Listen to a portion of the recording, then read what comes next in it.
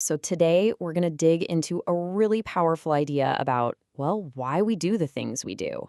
And it's all wrapped up in this beautiful metaphor, the summit of solitary perspective. All right, here it is. I climb the mountain to see the world, not climb the mountain for the world to see me. So simple, right? But wow, it is just packed with meaning. Just let that sit with you for a moment. Sure, it's a great line, it sounds profound, but what does it actually mean for you and me? In our everyday lives with our own jobs, goals, and ambitions. Well, that's exactly what we're going to unpack here. So this quote really presents us with two fundamentally different journeys, even if they're up the very same mountain. Let's explore what it means to make one of these two very, very different climbs. Okay, first things first, we need to be clear. The mountain here isn't, just some rocky peak. It's a metaphor for any big goal you're chasing. It could be your career path, a creative project you're pouring your heart into, or even a really tough personal challenge. Go ahead, think about what your mountain is right now. And this is where it gets really interesting. The quote splits the why right down the middle. On one side, you've got to see the world. That's all about an internal focus. The drive is the journey itself, and the big reward is gaining perspective. Then you have the other side, for the world to see me. That's a totally external focus, driven by the final outcome, where the reward is the performance, the applause. All right, let's dive into that second mindset first. What does it actually look like when you find yourself climbing for the crowd? Now, there's a psychological term for this, and it's called extrinsic motivation.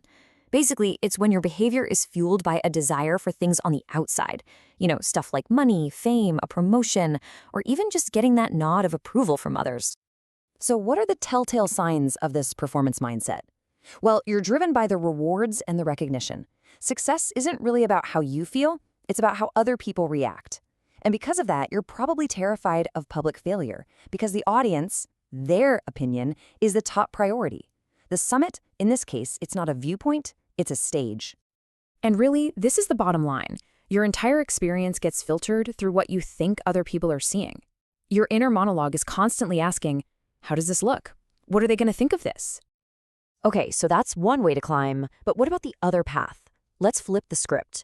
What does it look like when you're climbing purely for the view? And yep, you probably guessed it, there's a term for this too, intrinsic motivation. This is the complete opposite. It's when your drive comes from within you, from the simple joy, the satisfaction, and the personal growth you get from doing the thing itself. Someone with this perspective mindset, they're running on curiosity and passion. For them, success is measured by their own internal growth. And failure? It's not something to be afraid of. It's actually a chance to learn something. The experience itself is the whole point, which turns that summit from a stage into a true viewpoint. And that's the real game changer here, isn't it? The journey, the struggle, the little wins along the way, the entire experience is the prize. It's valuable all on its own, whether anyone is watching or not. Okay, so we've got these two totally different motivations, these two different climbers. Let's imagine them both on the same mountain, heading for the exact same peak, and see what happens. And this is super important to remember.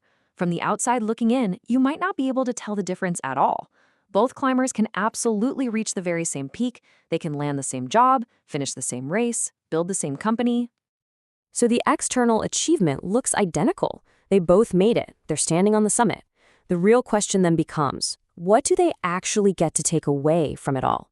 What's the lasting reward? And this table just lays it all out, perfectly. Side by side, look at the performance climb. The reward? Applause. The feeling? It's often just relief, validation that you did it. And the legacy is a trophy, a title, something you can show off. Now, flip over to the perspective climb. The reward isn't applause, it's a wider view of the world.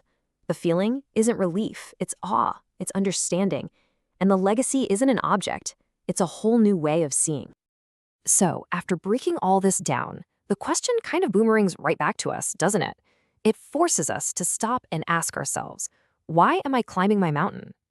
Because, as we've seen, at the end of the day, the destination, that summit you're aiming for, it might be the exact same spot on the map for everyone who gets there.